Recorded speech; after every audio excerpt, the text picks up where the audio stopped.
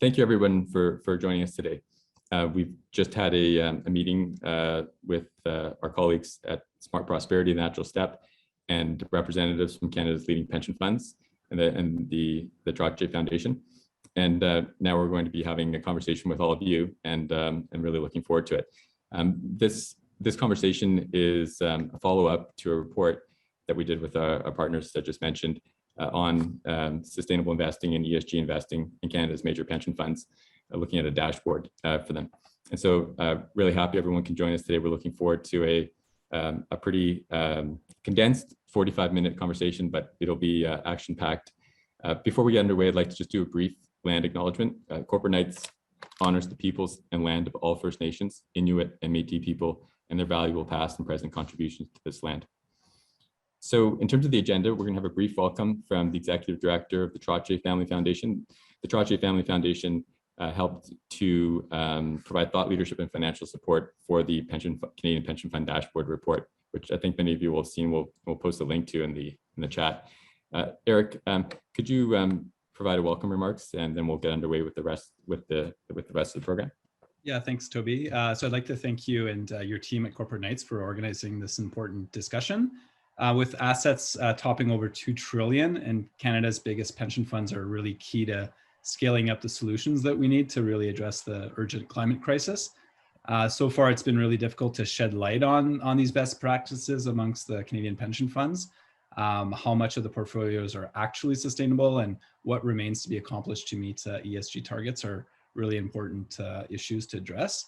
So I think the Canadian Pensions Dashboard report that was produced last November really aimed to make that easier by providing industry with benchmarks for setting environmental and social goals, but also providing data and setting data that gives governments and regulators information and incentives to really help meet national targets.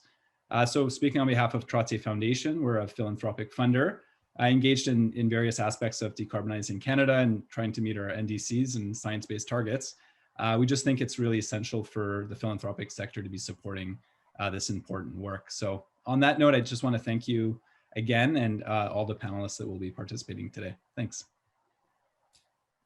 Thanks, Eric. Appreciate you joining us today. We're now going to have a summary of the report that I had referenced by Derek Eaton, who's the Director of Public Policy Research and Outreach with the Smart Prosperity Institute. Derek? Thanks, Toby. And as Eric was saying, well, you both said, the responsible investing dashboard, we published it 4 months ago. So I'm just going to summarize, some of you have seen it, so I'll just summarize quickly some of the main points. Number of people, Corporate Knights and Smart Prosperity contributed to this. And we also had quite some input, invaluable advice and feedback from a number of expert advisory panel. They're all named in the report. So why did we do this dashboard? Why did we do this now?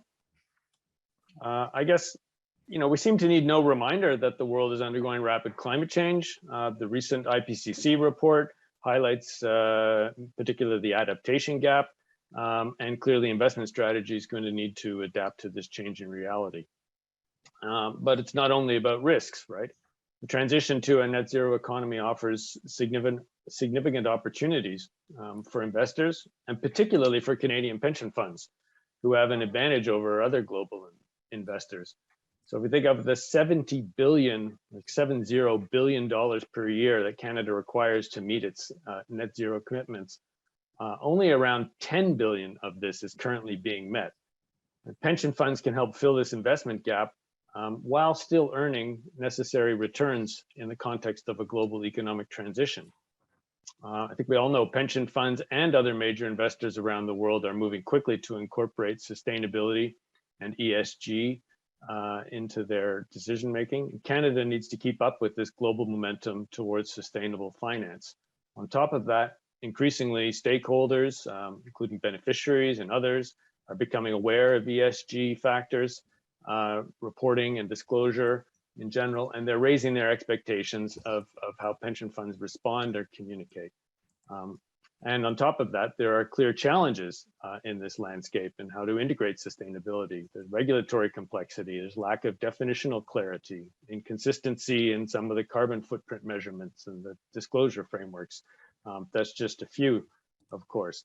So with this, all this in mind, we designed this and set up this dashboard with the following main objectives. One, we wanted to act as a navigation tool to highlight progress in ESG integration. We wanted to keep it limited to a smallish set of indicators to measure progress. We want these indicators to be easily understandable by a broad audience and also to be transparent. So using, for the as much as possible, publicly available information. We wanted to identify specific challenges and other key issues that are possibly not being addressed in the sustainable finance landscape. And we were particularly interested in being able to identify or highlight some of the best practices in this area. So we had 3 groups of indicators covering financial performance, of course, still key and core to pension funds mandates, and indicators on sustainability impacts, as well as government aspects. Many more, these are generally outcome focused indicators as opposed to process indicators. And there are many more indicators of either type that could have been added to this list, but this was an initial exercise and we felt these were among the most relevant to first look at, particularly the focus on solutions. So let's just look quickly at a summary of the results. The dashboard follows the red, yellow, green stoplight type of assessment framework.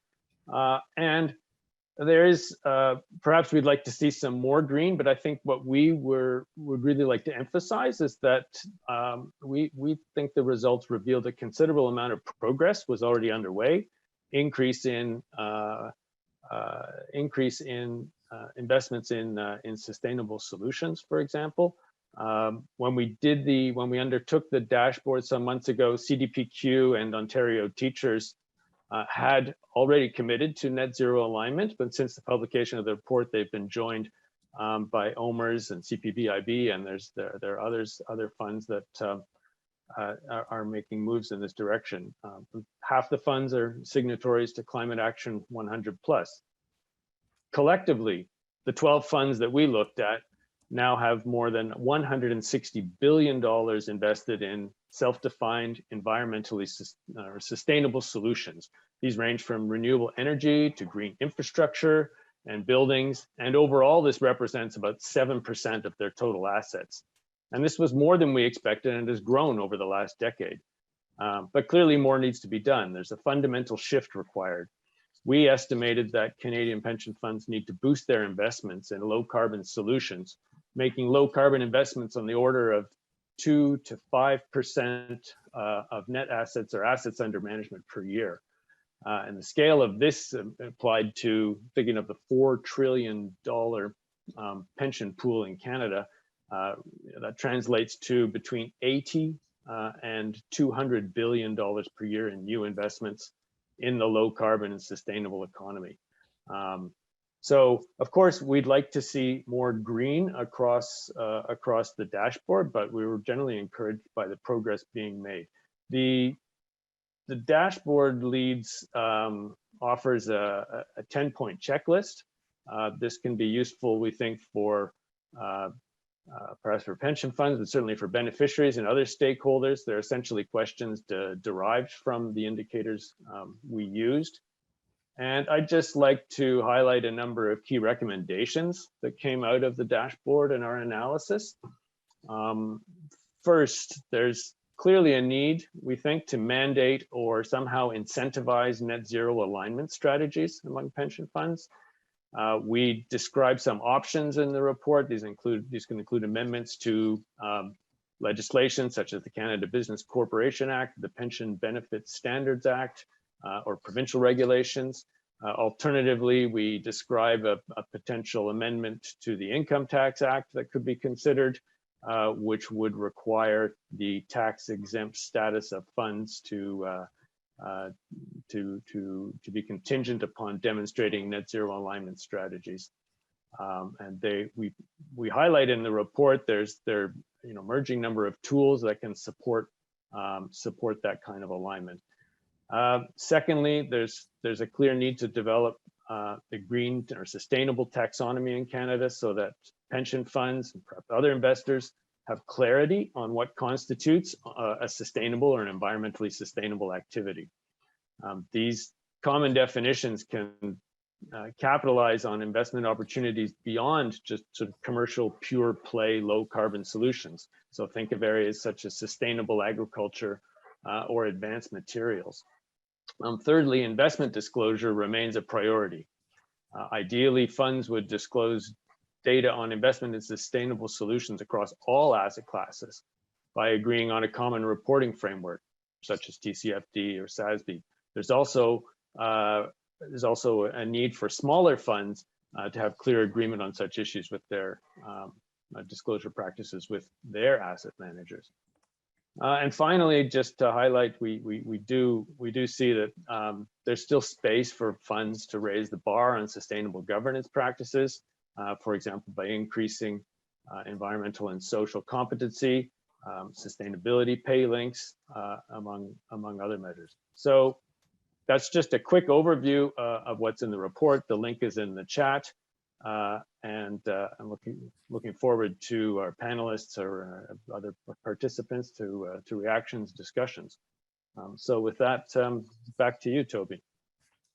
Thanks, Derek. That was really helpful overview. I think as you could see from the slides that Derek was going over in the criteria, in a really short period of time, we've seen a lot of change happen. For instance, when we started this report, only one of Canada's top 10 pension funds by assets was signed up to net zero commitments, public net zero commitments. And now, even since we published the report, additional 3 have been added. So there's now 5 of the major pension funds or their asset management arms who handle all their assets, who are signed up to net zero targets with varying level of detail and ambition and disclosure, but a pretty significant shift, and other funds will join, I imagine, in the coming months. The other thing we saw is, you saw from the slides that Derek showed, is this whole climate change interaction with pension funds. The story was about divestment, but that's not really the story now. It's, there's still a component about new fossil fuel infrastructure that's an important part of that story. But the story now has been overtaken by economic forces and the tremendous growth that we're seeing in the clean economy. And the story now is about exposure to opportunity and to solutions for the climate crisis, whether it's in the electrification of buildings, cars, sustainable agriculture, plant protein, low carbon green metals. It's just exploding, and when you look at the compound annual growth rates over the last several years and projected over the next decades, especially if we're going to even come close to hitting our net zero targets as nations, the growth is just off the charts, and that's what's driving things. And so what we've seen happen, this is just astounding. I don't think anybody in the investment world has ever seen something like this happen.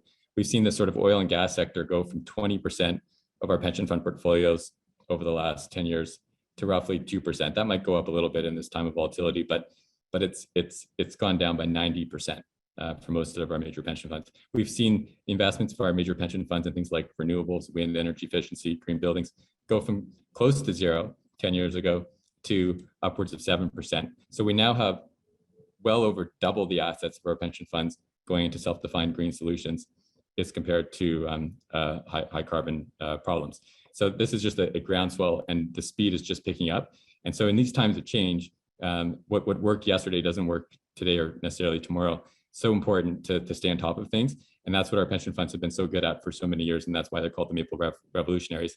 And we really want to make sure that we're keeping up with this pace of change. And so, as Derek mentioned, there's different legislative things that are being considered at the federal government. We'll get into some of those in the conversation, I imagine. But this idea about using the Income Tax Act, which is traditionally how we, in our balkanized federation, how we can get the comprehensive implementation for different standards across the pension fund sector. There's a real opportunity for sort of a net zero rule that is underpinned by net zero implementation standard. And we're hopeful that something like this will come about in the coming months or or at most a couple of years. So we're going to jump in. We have 3 questions. We have about 22 minutes to get through those 3 questions. We have various folks who are going to bring in who are here with us today. So if you keep your responses kind of measured in that kind of 80 to 95 second range, that's going to let us get through it. Be much appreciated. The first question is, why should climate change even matter to pension funds? Let's start with Alison Lote, who is in charge of sustainable investing for OP Trust. Alison? Well, thanks, and nice to see everyone on the line. I might rephrase the question a little bit about from should to it does. It does matter a lot to pension plans and the Canadian plan specifically. I mean, I'm stressed now by your time limit, Toby, so I'll just say maybe 2 things. I think one of them is as you say, it's just a huge area of both risk and opportunity, both overall systemic risk to many of the macroeconomic variables that obviously define how our economy will perform over the long term, as well as asset by asset. It also entails different risks that we need to understand. And as you say, it's also an opportunity. I oversee a climate themed investment portfolio, so we're leaning right into that opportunity, as are all of our colleagues across the Canadian pension plans. So those are just a couple reasons. One last one I will say, and this maybe speaks a bit more personally, but I think it matters a lot to our staff and to employees, particularly younger people in particular, but also I find of all ages as people understand the climate crisis more viscerally. I think it's a really critical thing for pensions and all organizations to be incorporating into their work, and it does give and infuse that work with a real sense of purpose that I think motivates and inspires a lot of people to come to work every day. So those are just a few reasons that we care. Thanks, Alison. Keith, it'd be great to get your thoughts. Keith M. Backshire, for those of you who don't know him, is the president of KPI Advisory Services. He's also closest thing we have to a guru in the Canadian pension fund space, and been instrumental in over the years in helping to define and design some of our leading pension fund structures that are respected around the world. Keith, why should climate change matter to pension funds? Right. So start with the numbers. Retirement savings in Canada, $4 trillion. A lot's riding on this pool in terms of being able to fund pensions in the decades ahead. So the number really matters. The other interesting thing about the $4 trillion, it splits roughly into $2 trillion pieces. One is you might call wholesale. That's the part that Alan's is involved with. Relatively few large investment organizations, pension organizations manage this pool. The other $2 trillion is what you might call micro or retail, much more diverse. And there is, by the way, an interesting question as to whether, that part too, how do we get the measurement there? But let's start with the more organized part. A key attribute of fiduciary duty that these organizations, the pension organization have, is to understand risk. And over time, that's evolved. We had a portfolio theory revolution some decades ago, and risk was volatility. We think we've now grown up, and we realize that risk is in the short term, it may be volatility. In the longer term, it's those kinds of things that create discontinuity. And climate certainly over the last couple of decades has increasingly been properly seen to be one of those risks. And so quite properly, again, it's risen in terms of importance as to what the boards of these pension organizations need to think about and make sure it gets properly measured and managed. And this is now accelerating. So in that sense, there's a fiduciary duty to look at climate because it is an emerging major risk to this asset pool. And then adds the same thing that Alison said, behind that is kind of an existential question for all of us that is multi-generational, that we need to think about not just us, but we need to think about our kids and their kids as well. And that also has a sense of fiduciary duty about it. So all this is converging to this now being a major issue. Thanks, Keith. Keith, that really lays out the contours nicely. We also have with us Adam Scott. Adam's the director of SHIFT, Action for Pension Wealth and Planet Health. which provides support services to beneficiaries who are trying to get their pension fund more aligned with the title Action for Pension Wealth and Planet Health. Adam? Yeah, thanks, Toby. And Keith and Allison probably said this in a more technical and detailed way than I did, but that systemic risk, and I want to put a really fine point on that from the perspective of a beneficiary. If you're a 25-year-old who just started paying into your pension and you expect to retire in 30 years, your retirement date is after 2050. And the fiduciary duty that was talked about there requires the funds to invest in the best long-term interest of their beneficiaries.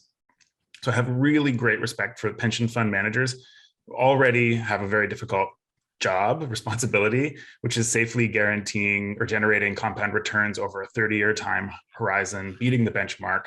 That's difficult enough, but when you throw in this climate crisis, it makes it incredibly difficult. And so we need to see urgent and rapid change in the way the funds are managing the crisis. We are already seeing GDP headwinds at a global scale from climate catastrophes that are compounding around the world. If we fail to address this crisis, if we fail to step up, we've been warned by folks like Mark Carney and others that there is a real risk of collapse of the financial system. I don't think any pension fund can actually claim to be resilient to a 3 or 4 degree world. We have to really think about the actual, macro consequences here. So pension funds, through their legal responsibility, have an obligation to be part of the solution. And thankfully, I think they're a huge and really important player in the solutions to this, and they're already acting. So, I think I can just wrap this up by saying we need them to do a lot more, but they're in a very difficult position. And I think this is one of the key conversations we should be having about climate, is how these $4 trillion in assets under management can be brought to become part of the solution. Yeah, thanks, Adam. Yeah, that $4 trillion, that's probably our civilization's best hope to preserve the planet and also protect the planet, because the pensions, because we don't have pensions in a planet that's on fire, that are too prosperous. And so we have all this firepower, and if we can shoot it out even just in that 2 to 5% kind of segment per year of the assets which we currently have, and as they grow into the growing solutions, lots of opportunities there on the return side, and also lots of opportunities there on a planet that will be worth earning returns in. So much appreciated. Thanks for your comments. Second question is, and we're going to start with Rosalie first on this one, who I'll introduce, is what is green investment and what isn't? Rosalie, as many of you may know, she's been long active in sustainable finance in Canada, pioneered many of the great green investment initiatives at Desjardins, and is now an associate at Quinn & Partners. Rosalie, can you help us kind of navigate this question of what's green and what isn't? Thanks, Toby, for having me. I wish I had a Canadian definition or a global definition that we all agree on, but we don't, unfortunately. I mean, besides the renewable energies and the clean tech investment that are fairly obvious, it's up to us to determine what's green and what's not. So the us is collective us, as I'm referring to, and I think we should, because it's a matter of credibility. Not only we want to do the right thing, but it is also, we want to be able to measure and fight the growing criticism of over greenwashing that I'm hearing about. It's always the first questions journalists are asking me, as well as participants, individual investors. And so I turn to Europe for clarity sometimes, because the EU has done a tremendous job at defining green investments. They associate this to economic activities. So it doesn't mean that it is a company, it can be an underlying activity. And they have 4 conditions. Making a significant contributions to environmental objectives is the first conditions, and they've lined those objectives. They've determined that, and it's aligned with their ambitions. For example, climate change mitigation, climate change adaptation, these sort of things. But the second element is, you cannot achieve this without doing harm. So do no significant harm. And then there's other conditions. So all of this to say, it doesn't prevent Europe from getting into some debate around natural gas and nuclear energy. So this is going on as well. Nothing's perfect, but at least there's an attempt, a beginning of a conversation. And the last thing I'd say is not because it's not green that it's automatically polluting or bad. which is often how people are seeing this black and white. So it's not, we're getting into shades of greens. So if it's not purely green, Paris Agreement aligned, it can be transition, and transition is really good as well because it gets us to the green part. So I think we're going to see capital allocation being divided between green, olives, and probably brown, and maybe not relevant. That's for us to decide. Okay, thanks, Rosalie. That's helpful. Ellen Quigley is with us. Ellen is an advisor to the CFO of Cambridge University on responsible investment. And she's also a Canadian from Saskatchewan and follows the space closely, and is actively helping to define what these solutions are and what fit for purpose investment policies to align with them are. Ellen, can you help us sort of think through what's a green investment and what isn't? Thanks, Toby. It's a pleasure to be here with you all, and great people on the panel too. So, look, I think that there are a lot of debates around this issue. Rosalie has just touched on some of them, and I'm actually just going to pick on the EU taxonomy for a second because I think that it allows us to do some systemic thinking for the Canadian context. So, for example, the EU taxonomy also includes biomass electricity generation, which is a real shame, to put it mildly.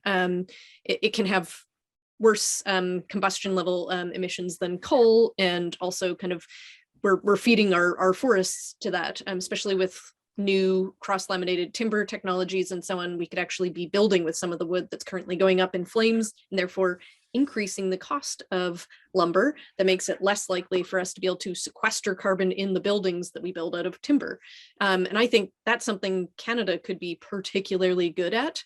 And it's got a really clear path here. I mean, I agree with Rosalie that this shouldn't be too much black and white thinking, but in this case, you've got two quite different paths just on the biomass question, and I know which one I hope we'll take. I think we could really play a role in helping to decarbonize new building construction around the world with our forest know-how, as well as green building, and the fact that our pension funds actually have unusually big infrastructure divisions that could really help drive this throughout the world. So that's just an illustrative example of the ways in which we need to think holistically and also think about Canada's particular place in the world. I guess the other one to talk about is gas, because that's the other particularly controversial element in the EU taxonomy. And for me, a lot of these questions have come down to, are we still expanding fossil fuels, or are we actually even though a company might already have quite an emissions intensive energy base, what is their plan for winding those down and transitioning and so on and so forth? I would actually rather invest in a company that's doing that on a reasonable timeline than some of the other potential options in a purely green portfolio. So anyway, just to say, there are a lot of definitional issues, and I sometimes worry about taking false tracks at this stage with issues like biomass, with blue hydrogen also has a lot of associated methane emissions that make it not a good choice, but green hydrogen probably has to play a role for certain sectors. This is the kind of, I think, granular thinking and conversation that we need, and this is why it's particularly good to have events like this with big players in the room to help us develop something that makes sense for a country like Canada. Thanks, Ellen. Adam, you've been watching closely what's going on in Canada with the different processes through the CSA and now the Sustainable Finance Action Council, and some of the good work that's being done by their partners, including Barb Savan and Brian Mintz over at UPP. Can you kind of just give us a bit of a lay of the land in Canada? What's green, what isn't, and how that's shaping up?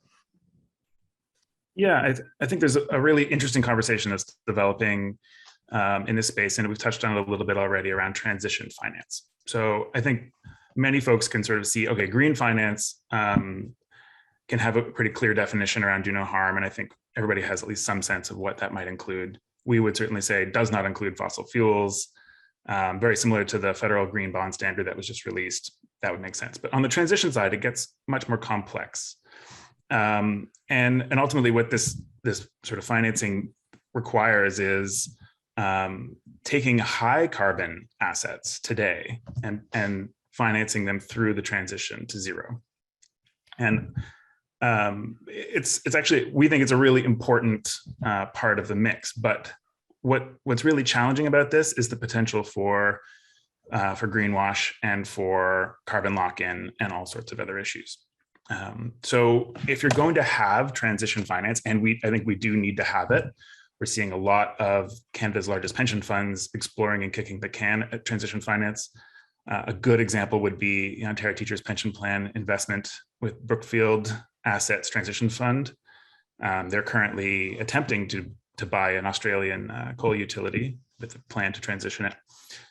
We need to see very clear and transparent rules around what a transition asset looks like. And that's something that's missing. So I just want to frame that in the taxonomy discussions and all these other conversations we're having. That hasn't been going very well in Canada. And I don't think we've had clarity around the rules that would clearly exclude assets that don't have credible, profitable transition pathways to zero. Those assets should not be eligible for transition finance. And that's a difficult conversation to have in Canada because it probably excludes a lot of oil and gas.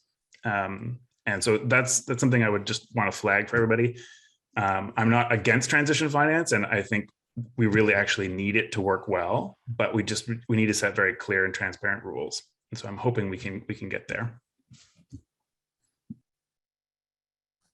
Thanks, Adam. That's helpful. I think that in Canada we had this Canadian Standards Association process to develop a transition, which became a transition and a kind of sustainable taxonomy, which was stalled a little bit for some reasons around disagreements around sort of some of this transition themes on the oil and gas side. But we'll come out in due course and we'll feed into the federal government has an entity called the Sustainable Finance Action Council, which is led by their quite able person, Kathy Bardswick, who used to be the CEO of Cooperators insurance company and is a real trailblazer and gets things done. And she's working with different colleagues, including, as we sort of mentioned, there's a lot of good work happening that Brian Mins and Barb Savannah are helping to coordinate to get a sort of fit for purpose Canadian taxonomy, which inevitably will have to largely align or should probably largely align with what's being done in the EU taxonomy, which is already available. And we're trying to keep track of this at Corporate Knights with a taxonomy that we have that's public that goes into specific details in industries to specify sort of what's in or what's out from a sort of a clean transition perspective. And it's a resource for folks who are looking for something that is incorporating all the live events and then providing some practical guidance on how to use that. So we're seeing this move really quickly, and we also I think might have been alluded just earlier, but the International Accounting Standard Board has been given instructions by the G20 to move rapidly to establish accounting standards, and they're now becoming the sort of the gorilla kind of center of gravity to bring this into the real time disclosure through the different accounting channels that exist right now that govern what companies report. So lots of movement happening in the space. So the last question is, how much is enough with green investment targets? Keith, you've thought lots about targets over the years. Can you give some insight for us on this, both green targets and net zero targets? We see a lot of 250 targets. Toby, the medium is the message here. Just listening to this conversation about green in the last 15 minutes tells us all a lot. And this notion of green investing is very ambiguous. And so, the finance part of me says you need to still think about hurdle rates. Retirement savings have to be invested in a way that they meet certain hurdle rates in terms of future returns. And to the degree that something may look very green, but it doesn't meet some basic criteria in terms of required rate of return, it's a non-starter. So where that takes me is that we really need to look at pension organizations having the ability, the technical ability, to make these kinds of assessments as to how does something play out, a opportunity play out from a return perspective longer term. And so where it takes me not so much in terms of how much green is enough, more towards our pension organizations equipped to make the kind of judgments that are required to both, if you like, enhance future sustainability in a global sense, but also meet certain return hurdles in terms of, generating enough return that the pension contributions are large enough to generate adequate pensions. So you can't disassociate this green discussion from those fundamental requirements of, if you like, pension economics.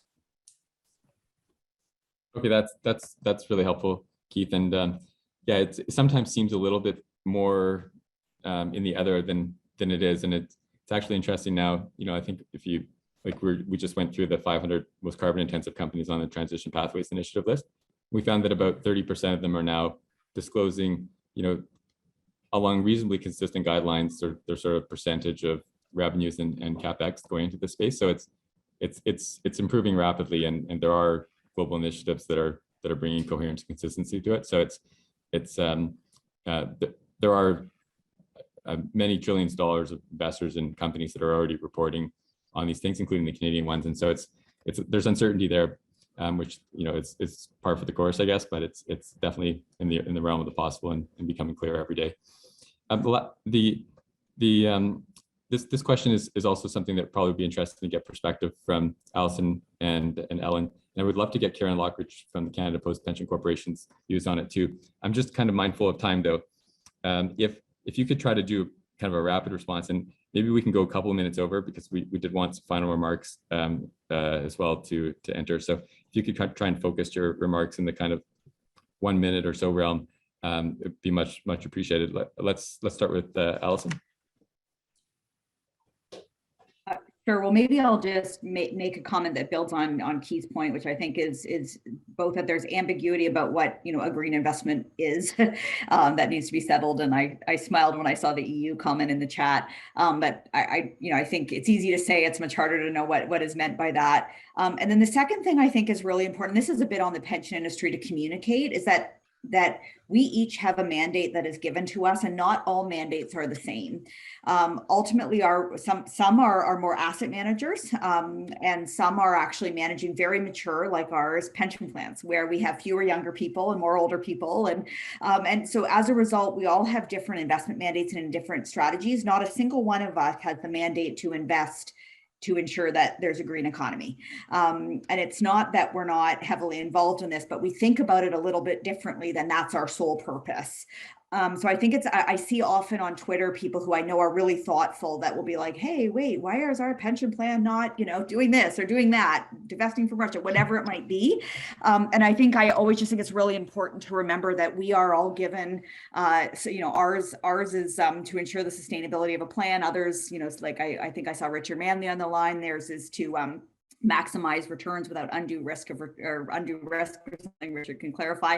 So we all have different mandates, but none of them are explicit about green investment. So I just think it's important to communicate that.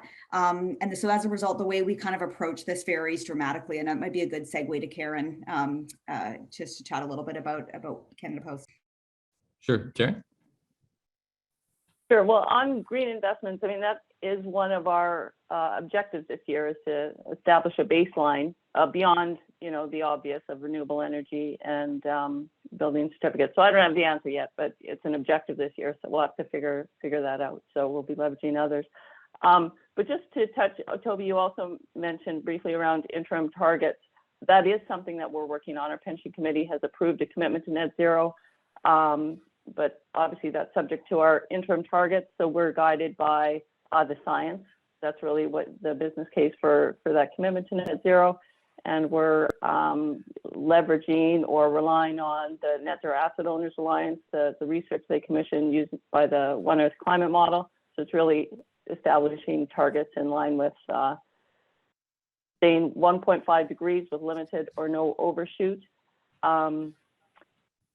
And I think it's important for the pension funds to set those targets for themselves, because essentially that's what we're asking companies to do. So, we have to kind of walk the talk, and it is a partnership. We need our companies to be successful in the long term, and we need you know, a stable climate in the long term. So as long as they're all consistent is the main thing.